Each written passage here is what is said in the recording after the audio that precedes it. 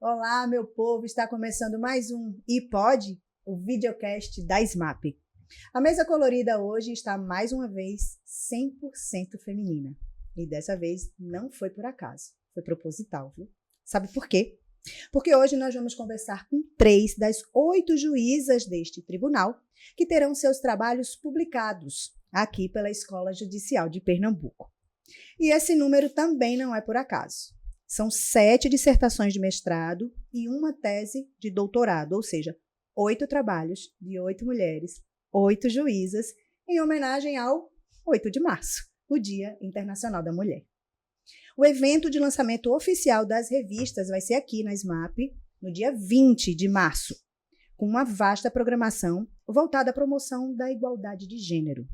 E você, que se interessa pelos temas que nós vamos abordar aqui, está convidada, está convidado para participar dessa festa. Se liga nas redes sociais da gente aqui na SMAP, no nosso Instagram, que lá a gente vai publicar todos os detalhes. Beleza? Hoje, na mesa colorida, nós recebemos, então, 3 das autoras do projeto, que nós demos o nome de Elas por Elas. Então, vamos conhecer as nossas convidadas de hoje.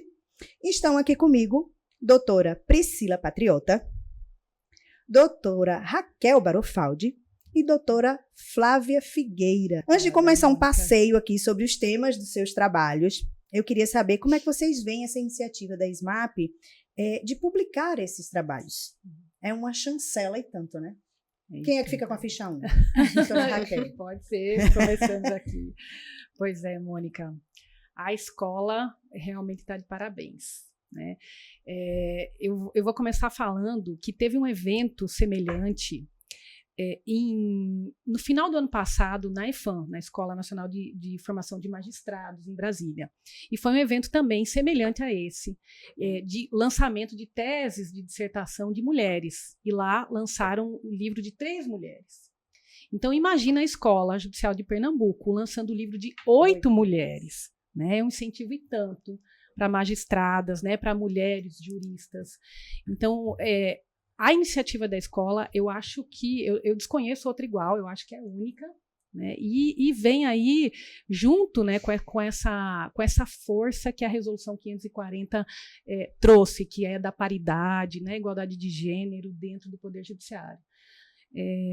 Eu não sei se vocês sabem, mas o ano passado saiu um estudo do perfil sociodemográfico de magistrados e magistradas. E lá ficou bem evidente que as magistradas têm índices de escolaridade menor, ou seja, não tem tantas pós-graduações comparativamente aos homens magistrados, né? Porque para nós a gente tem aquela carga estrutural, né, histórica, é bem difícil para a gente alinhar a vida pessoal com a vida profissional. Então, assim, a escola fazendo esse evento, eu vejo que é uma chancela, um incentivo, uma coisa maravilhosa. Assim, eu fiquei encantada com a iniciativa da escola. Mônica. A gente está encantada com o trabalho de vocês. Mas a senhora falou uma coisa aqui que que eu acho que é importante a gente dizer, que não é difícil só para as outras profissões, né? Para as magistradas também tem a sua dificuldade, né? De você conseguir conciliar tudo, porque há quem diga assim, não, mas se eu fosse juíza,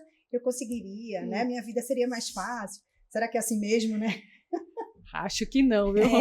Também é aquela história, expectativa versus realidade, né? Então tá bem diferente, assim, essa questão de multitarefas, a mulher multitarefas, e eu acho que é em toda a profissão, não é só na magistratura, não é só para a professora, para a profissional de saúde, para todas as profissões. Está difícil, mesmo, o gênero, né?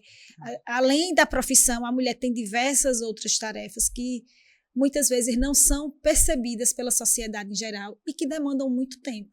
E estudar demanda muito tempo. Se dedicar, pesquisar, requer muito esforço. E aí fazer tudo isso, porque para nós, magistradas, nós não ficamos afastadas da função. Então, a gente ainda adquire uma outra função, a de pesquisadora. E a escola trazer isso para publicar, para dar visibilidade a toda a nossa pesquisa, a tudo aquilo que nos debruçamos a pesquisar e a apresentar de resultados, isso é muito importante para mostrar o quanto que as mulheres são capazes de realizar pesquisas, de estudar, de se dedicarem para além dessas funções tão comuns que para a sociedade de tão comum não é percebida, né? Eu acho que é uma inovação pioneira, né, aqui da SMAP. E eu acho que até para dar oportunidade para as mulheres magistradas a assumir esse papel que antes, né, o papel social da mulher sempre foi distinto, diferente, né, naquela caixinha da submissão, da subserviência, da incapacidade, né, até isso reflete no direito também, né, isso reflete, tudo que acontece na sociedade reflete no ordenamento jurídico, então não é justamente por isso que no Código Civil de 1916 as mulheres eram consideradas incapazes, né? Então, para tirar para poder dialogar, para poder promover esse incentivo, olhar a mulher, não só a mulher magistrada, mas a mulher nessas lentes de gênero mesmo, e para incentivar a mulher a estudar, a trabalhar e reconhecer. Eu acho que a palavra também é reconhecimento. É o reconhecimento de que todas nós somos capazes de fazer tudo que nos prestamos a fazer. Né? E muito bem, obrigada. Né? É isso mesmo. Vamos então entrar nos trabalhos especificamente. Eu vou começar por ordem alfabética, combinado? Eu distribuí a ficha diferente dessa vez, não foi? Doutora Flávia, qual é o título do seu trabalho? Fala um pouquinho do que é que ele trata. Certo. Inclusive o que a gente está falando agora, né? Questão de gênero e o ideal de igualdade. Porque, assim, o gênero, ele é uma construção social que define os papéis dos homens e das mulheres. E aí, a partir dessa definição, surgem as diferenças, o que seriam as diferenças entre homens e mulheres. E é em razão dessas diferenças, que vem de uma construção social, elas acabam por validar alguns códigos culturais, estereótipos das mulheres, que não só reforçam discriminações, reforçam também violência contra a mulher, e também define os espaços de poder. Né? Então, o livro ele é um convite ao leitor para saber, para conhecer o papel da mulher no decorrer do tempo e o que isso tem influenciado no direito e a necessidade de se buscar essa igualdade, principalmente por promoção de políticas públicas, e também como o Poder Judiciário vem se atentando a isso de uma maneira mais sensível, principalmente em razão da violência contra a mulher. Eu fiquei aqui, enquanto a senhora falava, eu fiquei pensando, e como é que nós, mulheres, né, que vocês, juízas, que graças a Deus o número vem crescendo, começam a trazer esse olhar, né, para o judiciário, para as decisões, né, para o dia a dia, como é que a gente recebe, como é que a gente acolhe alguns desses casos hoje, né, e como é que esse conhecimento se reflete nas decisões.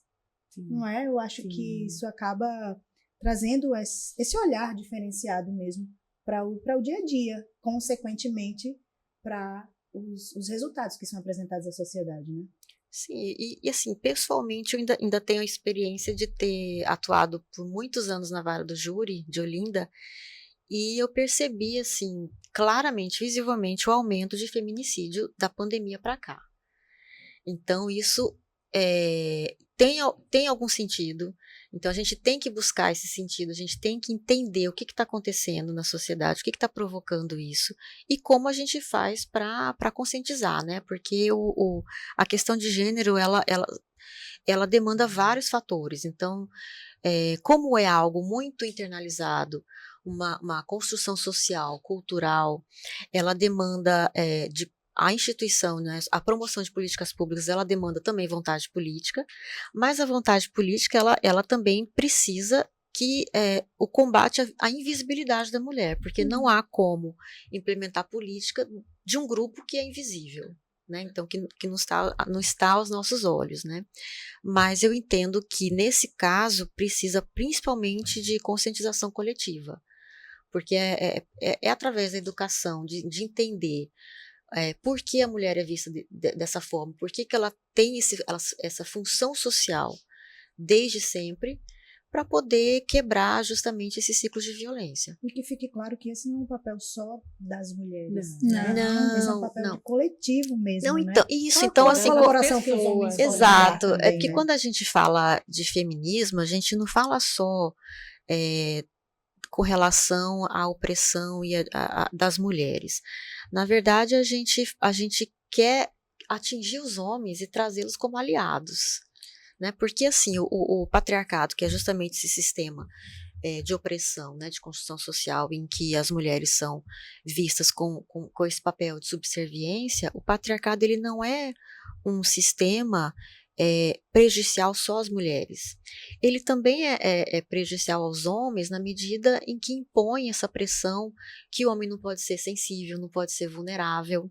Então inclusive tem um artigo que eu li há um tempo atrás, que os homens são as pessoas, assim, foi feita uma pesquisa sobre quem procurava mais tratamentos psicológicos, né, de terapia, e quem tratava mais a saúde mental. Então, os homens, foi constatado nesse artigo que os homens têm uma resistência enorme de tratar a saúde mental, de fazer terapia, pela vergonha e por essa pressão de que eles têm sempre que ser fortes. Né? Eles acabam interpretando como uma demonstração uma fraqueza, de fragilidade. Exatamente. Engraçado, parece tão distante isso, não devia parecer tão distante esse tipo de posicionamento, né? Mas isso faz parte da nossa realidade diária, né? Dentro e fora do judiciário. A nossa profissão traz esses dilemas constantemente, diariamente, né, para cima das nossas mesas. É verdade. Então, assim, até nos casos de violência doméstica que a gente pega nos processos, eu acho importante não só a proteção à mulher, né, que o bem tutelado é a mulher, mas também uma função educativa desse homem entender por que ele está agindo daquela forma e que ele pode agir, ele deve agir de forma diversa, né, para que rompa justamente esse ciclo de violência, né? A senhora me fez lembrar um outro programa aqui que eu fiz, foi na primeira temporada ainda com a desembargadora Daisy, e a gente falava aqui sobre a importância dos grupos reflexivos de homens. Sim, super importantes. Né? Gente, que coisa incrível. Inclusive, eu fui visitar um desses grupos, acho que é em Igaraçu, e eu fiquei encantada com o resultado. Agora, óbvio, que é um trabalho de formiguinha ali, porque eles resistem muito, né, a participarem, justamente por causa dessa impressão, né, de que eu, como assim eu vou ter que ir lá assistir palestra? E aí, geralmente, eles estão participando porque eles estão obrigados por uma decisão, né? Eles estão obrigados. Porque para irem voluntariamente, bom, né? E assim, é engraçado que nesses grupos reflexivos tem momentos que lá dos debates, das reflexões, os homens choram. Então, muito provavelmente, né, e aí também tem pesquisas que falam disso, esses homens praticam violência porque foram criados em ambientes violentos, ou justamente por essa questão que alguém ensinou que tinha que parecer ser forte e durão, e aí não pode ter um diálogo, tem que ser com imposição e tem que ser o que ele quer, e é assim. Então, assim, romper esses ciclos, feito Flavinha falou, quebrar essa estrutura patriarcal não é fácil. E aí todo o trabalho é muito importante para dar essa visibilidade. Cada passinho que a gente der é de extrema importância, né? Na busca dessa mudança de cultura, porque a gente fala tanto disso, né? Mas isso é cultural. Se a gente não fizer alguma coisa, eu digo a gente, qualquer pessoa, né? Sim. Se a gente não der a nossa colaboração, colocar o nosso tijolinho ali, a gente vai acabar consolidando cada vez mais essa postura que dificulta a vida de acaba legitimando, né? Isso. Na verdade, assim, essas condutas. Doutora Priscila Patriota, chegou sua vez, ficha 2 é sua. Vamos lá. Fala um pouco, então, do seu trabalho. Bem, meu trabalho é bem nessa de rompimento de ciclo de violência doméstica, né? Eu comecei na magistratura há quase 13 anos e fui designada para uma vara, para uma comarca no sertão, que já teve um dos piores IDHs do Brasil. Então, era uma cidade bem de nível educacional baixo, as pessoas que ali transitavam na comarca, e eu pude perceber ali no sertanejo, e aprendi com ele, a necessidade de um linguajar fácil, para que eles pudessem se comunicar e entender o que estava acontecendo numa audiência, o que estava saindo numa decisão. E desde sempre isso me trouxe uma inquietude. E eu dizia, um dia eu vou pesquisar, eu não vou me acomodar, eu tenho que sair da caixinha, né? E quando veio a Infam, né, a Escola Nacional da Magistratura, que tem um mestrado profissional, me surgiu essa oportunidade de pesquisar sobre o tema e de desenvolver uma pesquisa sobre isso. E aí meu tema é justamente como que, utilizando inovações e ferramentas disruptivas, podemos, enquanto agentes do serviço público, facilitar essa comunicação, transformar essa comunicação jurídica. E aí o meu tema é a utilização do Visual Law enquanto ferramenta de transformação da comunicação jurídica nas medidas protetivas de urgência. E por que nas medidas protetivas de urgência? Porque, primeiro, pela vulnerabilidade da mulher, estávamos discutindo aqui sobre isso, né? Isso é incontestável, várias pesquisas demonstram isso. Segundo, porque essas mulheres são intimadas pessoalmente. A maioria das mulheres não chegam ao fórum, à delegacia com advogados, né? Então, a grande maioria das mulheres chegam sozinhas e batem a porta pedindo essa proteção. Então, elas precisam compreender o que está ali escrito, porque eu até costumo brincar com as minhas assessoras e eu digo, uma proteção, uma decisão dada sem ser compreendida equivale a uma não decisão. Ela não vai saber qual o próximo caminho do processo, ela não vai saber o que fazer se a medida for descumprida, e ela não vai nem entender. Nem quem procurar. Nem para quem procurar, não vai nem entender o que está sendo deferido para ela. E aí, esse deferido, eu vou fazer aqui um adendo, que quando eu escutei, eu pessoalmente, 100 mulheres no meu projeto de pesquisa, e eu fiz propositadamente essa pergunta, se as mulheres, quando receberam a intimação, tinham entendido se a medida protetiva tinha sido deferida. Que a gente, né, nós, operadores do direito, usamos defiro. E aí tinha sim, não, não sei. E a grande maioria respondeu não sei. E a próxima pergunta era, por que você não sabe dizer? Aí tinha não entendi o que era deferida, e aí não entendi o que era deferida. Então, uma simples palavra que nós, magistrados e magistradas, colocamos, deferido, como se fosse algo tão fácil e simples e corriqueiro, elas não entendiam. Então, acho que aproxima mais, né, o judiciário do povo. E aí nessa pesquisa, né, de ouvida delas, teve 2 momentos a pesquisa. Um primeiro momento que era uma decisão em padrão formal, que é o comum, e um segundo momento que eu transformei essa decisão numa linguagem mais simples. Traduzi e entreguei em anexo o documento com Visual Law, que são elementos gráficos que servem justamente para facilitar essa comunicação. E é impressionante que as mulheres que participaram da primeira fase da entrevista, que receberam o primeiro modelo, a grande maioria respondeu, mais de 70%, que não entendeu a decisão, que o judiciário era um órgão distante da sociedade, que o judiciário não se preocupava com aquela mulher que tinha batido a porta pedindo proteção. E já as mulheres que receberam a decisão numa linguagem simples e com resumo de Visual Law, 98% disseram que entenderam a decisão, que o judiciário estava preocupado com ela em acolher. Foi totalmente diferente os 2 resultados. Isso aqui demonstra o quanto a gente precisa mudar, se comunicar. Tudo vem da comunicação. E comunicar é se fazer entender. E nós, magistrados e magistradas, muitas vezes fazemos ali no volume e não paramos para pensar com quem e para quem estamos nos comunicando. E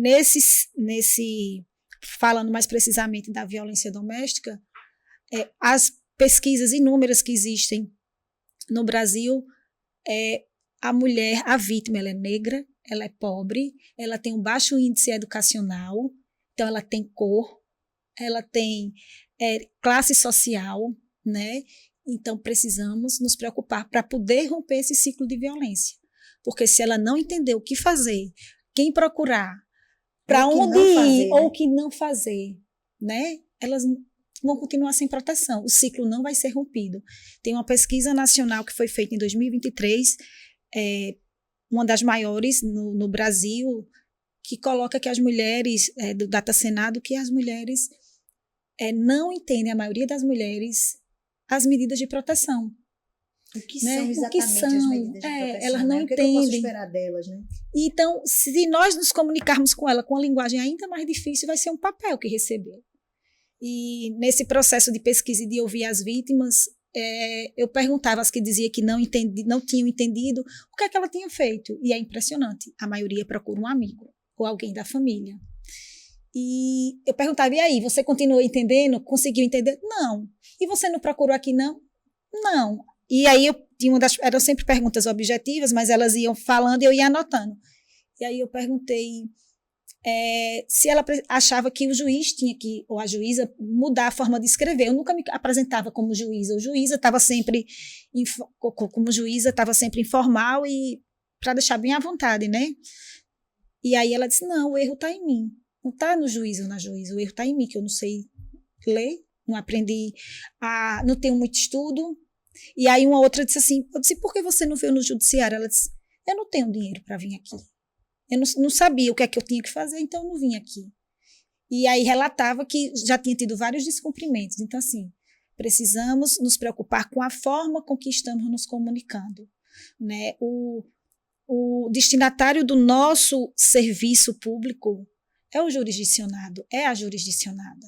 Né? Nós, enquanto prestadores de serviço, nós temos que nos preocupar com a qualidade do que estamos entregando. Né? E o acesso à justiça está ligado a isso. A gente não é só permitir a entrada do cidadão ou da cidadã com uma ação no judiciário. É preciso entregar uma tutela, né? Uma decisão que seja aplicável. E, para isso, é preciso compreendê-la. Né? Ainda que seja para recorrer, discordar daquela decisão, é preciso compreendê-la. É a efetividade do trabalho desenvolvido. Sim, né? Porque o judiciário trabalhou, né, fez o seu papel, tá, e agora? Eu faço o que com essa informação? Entrega o quê? Né? Entrega o quê? Né? Então, assim, é como se o seu trabalho todo, né, toda a sua vida, né, tudo para o qual você se dedicou, tem ali um resultado que não é resultado. Pois é. Né? Porque não teve efetividade. Exatamente. E, assim, ano passado, o DataJude trouxe, né, que é a plataforma que traz todos os casos novos no país, foram mais de 800 mil medidas protetivas de urgência distribuídas, né, no Judiciário Nacional. E fora as subnotificações, porque uma das pesquisas também traz que de cada 10 mulheres que sofrem violência doméstica, apenas 3 pedem medida protetiva de urgência. E fora isso, então, assim, é uma subnotificação, muitas não pedem porque dizem que não sabem como fazer, ou acredita que não tem provas suficiente, ou por diversas razões, né? E como Flavinha falou, a última pesquisa também traz que estamos vivendo uma epidemia de violência contra a mulher. Nos últimos 2 anos aumentou em 30% o número de violência contra a mulher. Então, assim, eu acho que até pelo Atlas da Violência, o Mapa da Violência, eu acho que o Brasil está em 5º lugar entre os países que mais matam mulheres. Então, é muito preocupante isso. Muito preocupante. E se a gente considerar esse ponto da subnotificação, é ainda mais assustador, né? Porque, assim, do que a gente sabe, olha o nosso ranking. Fora o que a gente nem sabe. Pois é. Exatamente. Doutora Raquel Barofaldi, chegou sua vez, olha aí. Chegou minha vez. Conte pra gente sobre o seu trabalho. Pois é, eu ouvindo Priscila falar e me lembrei como a nossa trajetória profissional forma as nossas ideias, as nossas convicções, as nossas inquietações, né? Porque a minha inquietação, que gerou esse trabalho, também começou lá no interior. Eu era vizinha de comarca com Priscila, e eu me lembro que na época a gente tinha um sistema do tribunal que lançava processos físicos ainda, a gente registrava os processos físicos, chamava Juduim, ele ainda está em vigência, mas com pouquíssimos processos. E a alimentação desse sistema a gente fazia, né, todos os dias por códigos. E num determinado momento, eu estava no vitaliciamento e aqueles códigos não correspondiam à minha produtividade. E eu fui chamada aqui na corregedoria. E aí fomos descobrir que, no final das contas, era um erro dos códigos, do sistema, enfim, aquilo foi corrigido. E aquilo me chamou atenção, né? Que é como a gente trabalha com números, a gente trabalha com dados, a gente trabalha com códigos dentro dos sistemas. E aquilo ali moldou a minha trajetória profissional, né? Esse interesse por estatística, pelos sistemas. Hoje eu estou num setor de tribunal que chama governança de dados, não à toa, porque trata toda essa estatística do tribunal, né? E Priscila falou do DataJury. O DataJury é a nossa principal fonte estatística do Poder Judiciário Nacional. Tudo que a gente produz está ali dentro. Então, o meu trabalho, na verdade, ele tangenciou essa questão dos dados, né, relacionados com os casos de litigiosidade que a gente tem, mas trouxe à tona também os centros de inteligência. O que é o centro de inteligência, Mônica? Eu já sei que essa é a sua pergunta. Exatamente, eu estou achando ótimo isso, porque antes de eu perguntar, ela pergunta, eu mesmo respondo, né? Pois é, o centro de inteligência, ele surgiu a partir de uma resolução de 2008, e eles são um organismo de apoio ao tribunal para tratar litigiosidade de forma macro. Tá? Vamos lá. Nós temos hoje no país 89 milhões de processos, 79 milhões de processos em andamento, mais ou menos. Só no estado de Pernambuco a gente tem 1,5 milhão, 1.460 e poucos, mais ou menos. Então, são muitos processos e todos os dias chegam milhares de processos dentro do Poder Judiciário. E nós temos, como é fato, saiu a publicação ano passado, nós somos os juízes mais produtivos do mundo. E todavia, a gente não consegue dar conta dessa carga de serviço, desse volume de trabalho e tudo isso, né? Assim, tudo que chega ao Judiciário. Então, os centros de inteligência vieram, na verdade, para pensar o Poder Judiciário de forma macro, a partir desses números, a partir de ideias, a partir de soluções, e unir isso aí. Então, como é que ele surgiu, assim, para vocês terem uma ideia de como foi essa ideia do centro de inteligência? Você sabe quando não existia ainda o WhatsApp, a gente andava muito nos corredores do fórum e trocava ideias, né? A gente trocava ideias. Olha, eu fiz isso aqui e deu certo. Eu julguei esse processo dessa forma. Então, me empresta essa decisão. Mas você viu o que o CNJ fez? O CNJ podia fazer dessa forma. Isso é solução para esse problema, e não aquela forma. Então, todas essas conversas de corredores que ficaram ali entre 2, 3 colegas no máximo, os juízes resolveram organizar isso de uma forma institucional e criaram esse organismo, que é um organismo de pensar o diferente. É um organismo que trabalha com dados, que trabalha com evidências, que trabalha com tomada de decisão baseada em evidências, mas que pensa o judiciário de forma macro, que pensa o judiciário a partir de uma perspectiva sistêmica também. Como? Eu levo em consideração que quem faz parte do judiciário não é só as partes, né? Eu tenho o Ministério Público, eu tenho a Defensoria, eu tenho a OAB, e todos esses atores reunidos participam do judiciário.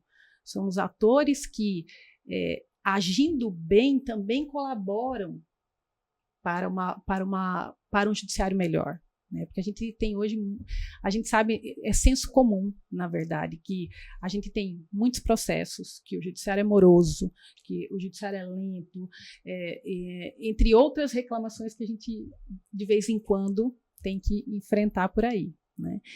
Então, os centros vieram dessa perspectiva de ter ideias a partir da base, a partir dessa conversa de magistrados sobre determinados assuntos.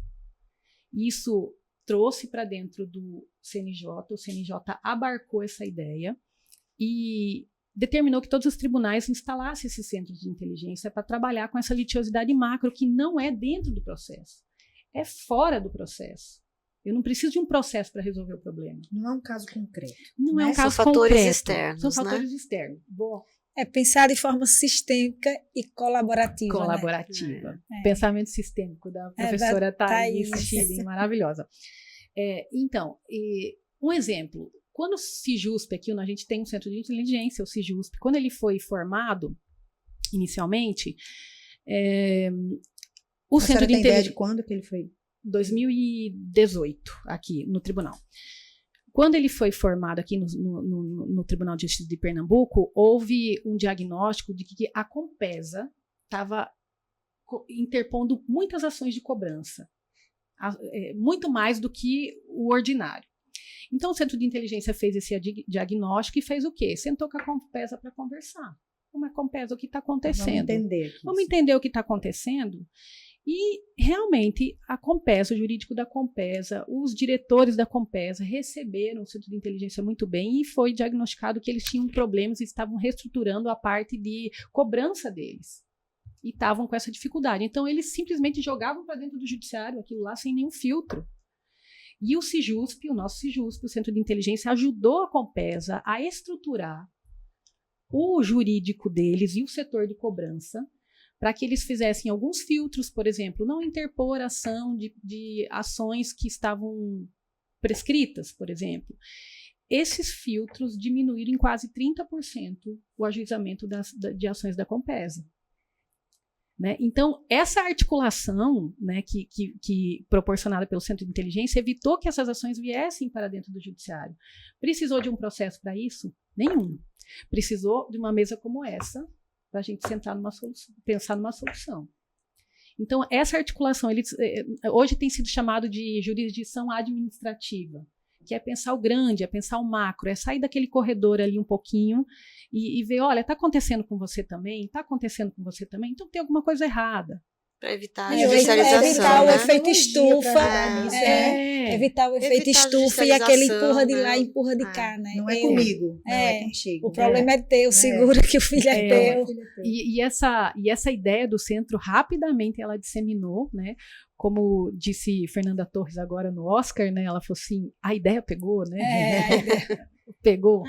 E isso foi instalado em todos os tribunais federais, estaduais. Nos 93 tribunais brasileiros hoje possuem centros de inteligência para pensar a judicialização macro, nos problemas grandes, nos problemas relevantes que vão impactar toda uma classe.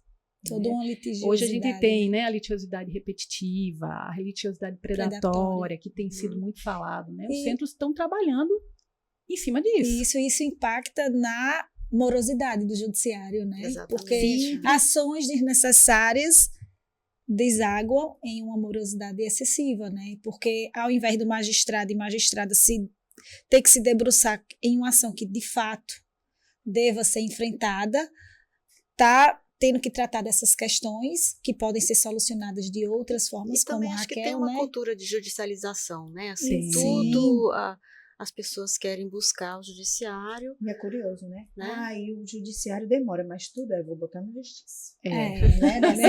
Desse jeito. É isso aí. E aí a senhora me fez lembrar o Bastião, né? O Bastião, perfeito nisso. O Bastião, perfeito. O Bastião é a nossa ferramenta de inteligência artificial que trabalha, né, com as demandas predatórias. Ele identifica, né? Premiado, ele identifica. E veja que bacana, o Bastião identifica, né? E o Centro de Inteligência vai tratar isso. Né? Então, tem toda uma cadeia, né, para a gente pensar o judiciário num todo, e não só na perspectiva da nossa unidade judiciária, que é importante, é claro, porque eles são vidas, né? Mas a gente pensar no todo, às vezes a gente consegue enxergar soluções que vão impactar toda a magistratura, todo o poder judiciário, de forma significativa. Para todo mundo. E o importante também, assim, o que mais encanta no Centro de Inteligência é que de todo esse trabalho, né, de análise, saem as notas técnicas que orientam os magistrados e magistradas, porque às vezes em uma mesma questão um juiz e uma juíza decidem totalmente diferente, né? Temos a nota técnica do autismo, que inclusive já foi acolhida e está sendo aplicada por outros tribunais, né? Sim. Então, assim, é um produto, é um trabalho muito importante e que traz bons frutos ao tribunal, né? Que também uniformiza, né? É importante isso que a Priscila falou, que foi acolhida por outros tribunais, porque a perspectiva do Centro de Inteligência é compartilhar. Então, a solução que é posta aqui no Tribunal de Justiça de Pernambuco, às vezes é aproveitada lá no TJ do Pará, lá no PJ do Adaptada Rio à Grande do realidade Sul. de lá, né? Então, essa troca de informação, auxiliada pela tecnologia que nós temos hoje, graças a Deus, proporciona que a gente tenha soluções. A gente aqui sentou, estudou e trabalhou em cima de um problema e achou a solução. Eu compartilho lá com o Rio Grande do Sul, que acabou de chegar nesse problema, né? Então, isso dá mais agilidade, sabe? Dá uma fluidez, assim. E os centros têm sido fantásticos assim, no trabalho da litigiosidade macro, né? Do tratamento desses problemas que, de repente, ainda nem chegaram no judiciário e nem vão chegar, se depender do centro.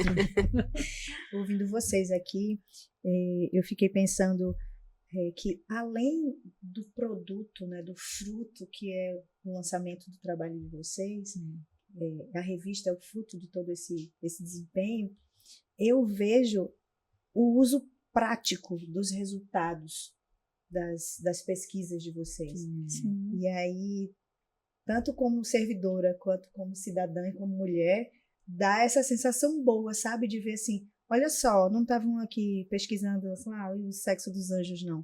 São pessoas trabalhando, se empenhando para encontrar soluções práticas que têm rebatimento direto no seu trabalho e como isso chega na sociedade, quando a gente deixa de ser número, de ser dado, de ser código, e é um nome, né? Quando a gente vê o nome da pessoa, de uma parte. Sim, é porque, Mônica, na verdade, eu sempre digo, cada processo é uma dor. Ali tem uma dor. Então, para além de sermos magistrados e magistradas, nós somos pessoas, né? Então, nós nos importamos com as pessoas, né? E aí é essa a diferença. Estamos sempre buscando trazer uma solução para que aquele processo seja julgado de uma forma mais rápida possível, para que o serviço público seja prestado de uma forma mais eficiente, mais célere, mais qualificada, que de fato o acesso à justiça substancial, não o formal, né, seja garantido. E essa é uma união de muitas mãos. E essas pesquisas trazem esses resultados e contribuem para isso. E o Poder Judiciário de Pernambuco está cada vez mais engajado em melhorar, não só o Poder Judiciário, mas todo o Judiciário Nacional, em melhorar a imagem perante a sociedade, que há anos está desgastada, as pesquisas mostram isso, e aí se tem pensado como melhorar. Claro que a judicialização, o acesso aos direitos amplia também aquela história, tudo eu vou buscar a justiça, então aí os centros vêm como importante ferramenta para ver aí o que solucionar, porque tudo vai fazer com que o serviço seja prestado de forma mais qualificada. É uma engrenagem, né? É uma engrenagem. Verdade. É muito interessante isso que Priscila falou sobre a pesquisa, né? Porque a gente teve no próprio mestrado que a gente fez, eu e Priscila fizemos na mesma instituição, né? A gente vê a quantidade de pesquisas sobre os judiciários a partir de atores externos ao Poder Judiciário. Então, isso é interessante também, porque a gente está atuando, a gente está dentro do Poder Judiciário e também fazendo pesquisas, né? Então, a relevância dessas pesquisas também é um olhar de dentro, é um olhar que a gente tem a partir do que a gente está vivenciando, né? E isso é muito importante. Sim. Né? Não é sem desmerecer nenhuma pesquisa, obviamente, mas não é uma visão externa. Não é uma visão externa, é daqui do nosso dia a dia, a gente está vivendo as nossas dores, as dores do jurisdicionado que está ali na nossa frente, sabe? Então, isso é bastante relevante e talvez seja esse a coisa fundamental desse evento da SMAP, de lançar esses livros, de fomentar pesquisas de magistrados e magistradas. A gente tem pouquíssimas pesquisas de magistrados e magistradas sobre o Poder Judiciário. Porque desconstruir paradigmas não é fácil, né? E aí, desconstruir de onde você faz parte, né? Então, é por isso que Raquel falou, é muito importante estimular cada vez mais isso, né? Todos nós estamos buscando aí o melhor para o judiciário e para a sociedade, a quem nós servimos. Então, pesquisar, olhar para dentro é um passo muito importante, né? Eu acho que não se acomodar, né? Não se acomodar com o que você está vendo ali que está estagnado, mas sempre foi assim. Exato, mas procurar algo que possa te mover e que possa realmente trazer um resultado prático, né? Voltando, né, um pouco da minha pesquisa, foi engraçado que quando eu falei com um colega que eu estava com um projeto de pesquisa, aí ele olhou para mim, né, eu tinha acabado de entrar no mestrado, aí ele, você acha mesmo que esse seu tema é importante, que vai conseguir mudar a forma de juiz e juíza escrever e tal, né? E aí, no final de 2023, saiu o Pacto Nacional da Linguagem Simples, né? E eu estava pesquisando sobre, né? Nem sabia, nem imaginava que ia sair o pacto pelo CNJ, né? Que presentão, hein? Não é? Já pensou? Aí eu olhei e digo, eita, quando eu encontrar esse meu colega, eu vou dizer, olha, tá vendo que você estava enganado? Pode ser até que nem todo mundo consiga mudar a forma, mas só em fazer refletir, né? Em estimular isso, em repensar a forma de dizer o direito é bem importante, né? Senhoras, nós estamos nos encaminhando aqui para o finalzinho do nosso programa. Passou rápido que nem percebemos, tá vendo? Eu avisei. Meninas, muito obrigada. Obrigada por terem encontrado um horário, um cantinho na agenda de vocês para a gente aqui bater esse papo bom e útil. Mais uma vez, parabéns. Parabéns, o trabalho de vocês é fenomenal. Como eu disse, é muito bom ver gente gastando tempo em pensar como resolver problemas práticos, sobretudo no judiciário. Isso. Então, a vocês, mais uma vez, parabéns. E até o dia 20.